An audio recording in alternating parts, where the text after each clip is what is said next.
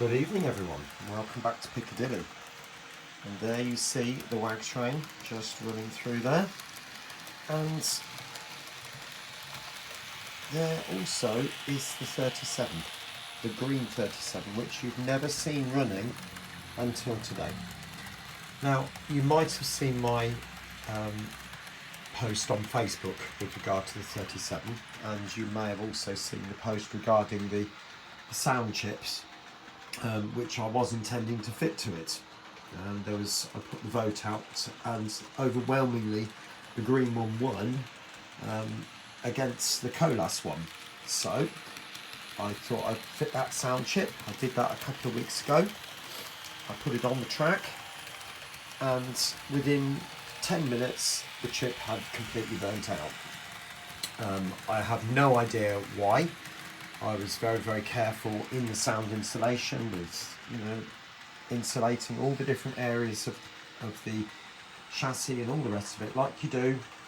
And for some odd reason or another, it started making some very odd sounds, and then that was it. I sent it back to John at U-Choose, who was brilliant, as he always is, and for a small fee he sent me another one. And I fitted that this morning, it's Saturday morning, and that lasted 5 minutes. So you can see that the 37 is running beautifully. There is no stopping issues, it's just running as it should. It has a Bachmann Zemo decoder in it at the moment, and you can see it's just running absolutely gorgeously. Yep. It's not making a lot of noise. The noise is coming from the 67, which is incredibly loud for a locomotive without any electrical sound, digital sound if you like, but that's the way it is. So I have no idea why the 37 wouldn't work with the sound chip. The only thing that I can honestly think of is that this particular locomotive has a component on PCB which is failing, and the sound chip reacted rather badly to it, because obviously a regular chip isn't reacting, but there we go. Anyway, on to progress. Now, I didn't want to let that bother me, even though I was quite upset by it and even quite annoyed, if I'm honest with you, that the second chip had destroyed or been destroyed. But I thought I'd go on ahead and do something else. So you might have heard me talking about a back scene around here for a little while, and there is the main board. I've got to line the back of it. If you can see there, I've fitted all those metal brackets and the spacing pieces, so that needs to be skinned on the back, which will then laminate it into shape. And over the other side, there is another one. And the reason for that is because all these different areas of the layout are different zones. So as we come down here, that will be a different zone.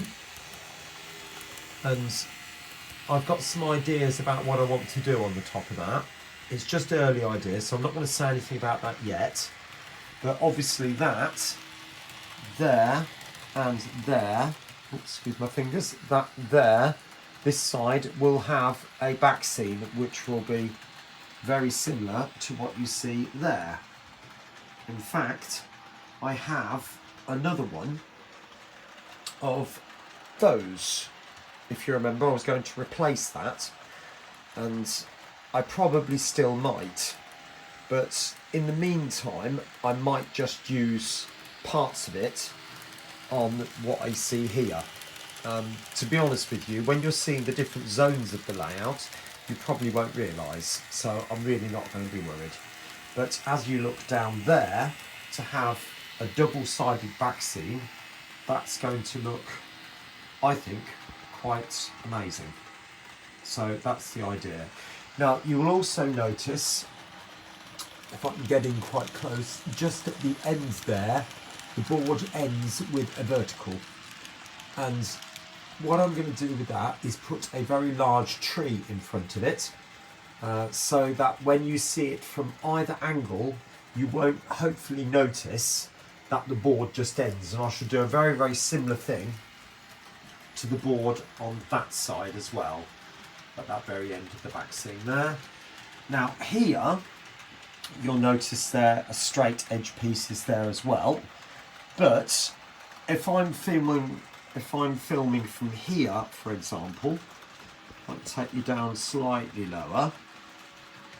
Hopefully you'll realise that this seam just curves off and hopefully should give the impression of distance. And I'm hoping that this one will just sort of kind of blend into that one as well. We'll just have to see. Obviously I've got to work that out.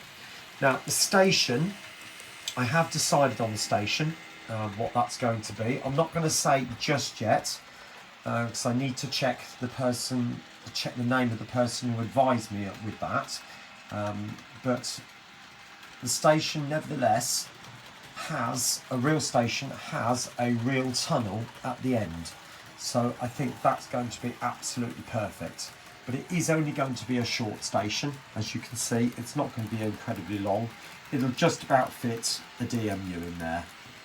I don't think anything longer than a 2-car DMU will obviously fit, because it's got to get through the other side of that tunnel portal and then cut across on the scissor crossing to come back down the other side. So unless I fit another crossover here, which I could do, I'll have to have a think about that.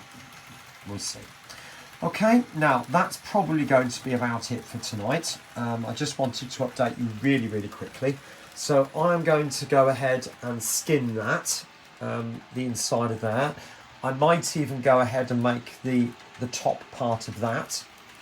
And then it's onto the station.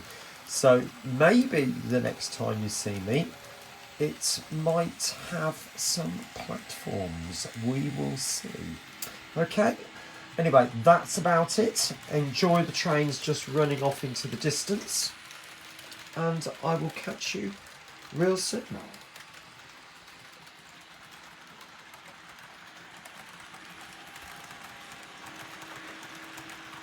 Bye.